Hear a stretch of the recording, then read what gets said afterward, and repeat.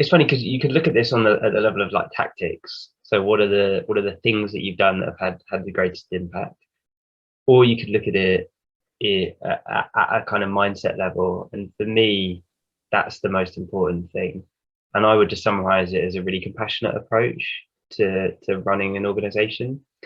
And when people know that they're in a compassionate organization, they feel safe and they feel able to do the things that they need to do in order to look after themselves. And like you say, that when they need to, you know, like that compassionate organization naturally provides support and protection for people. It naturally provides spaces for people to recover and all that sort of thing.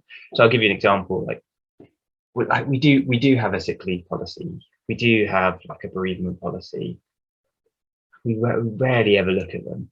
You know, like if somebody's really ill or if somebody has a family bereavement, we sit down with them and say, what do you need? Like, how can we support you? You need to take time off, go and take time off. We're going to be here when you get back. Like, is there anything that we can do? And when they get back, like, okay, how, you know, check in on them. How are you? What do you need from us? All those sort of things. Like, you might lose a week for that person's productivity, but that person feels seen and they feel like they matter and they're very unlikely to leave, you know. So it's not only like the right thing to do, and it means that, you know, you're working in an organization where people feel good and, you know, you feel good about it, but it's also like it just makes business sense, you know. It really just makes business sense. And I often think that's the sort of tension, is that we put all of these policies and procedures in place because we want to like manage risk and we want to make sure that people, we don't lose out on, you know, the productivity that people are going to bring to the organization. Look, we're a profit making business. We don't want to do that as well. So much easier to quantify that potential risk than it is to think, actually, like if we just had a really open-ended approach, like the potential upside is so much bigger.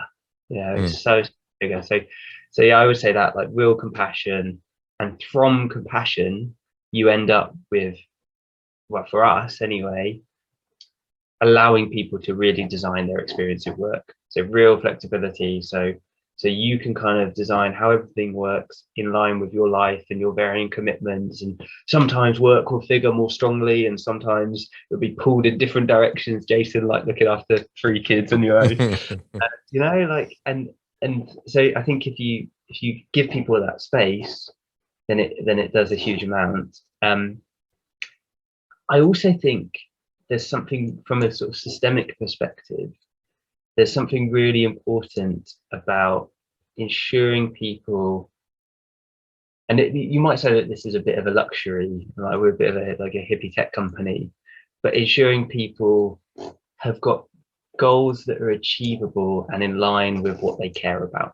You know, because I feel like the after so long of working on something that you don't care about, or like if it feels like the game is rigged, or it feels like there's a lack of fairness, or you're not going to be able to achieve the things that you're working on, or whatever it is, it's really hard to like show up every day and feel good about your work.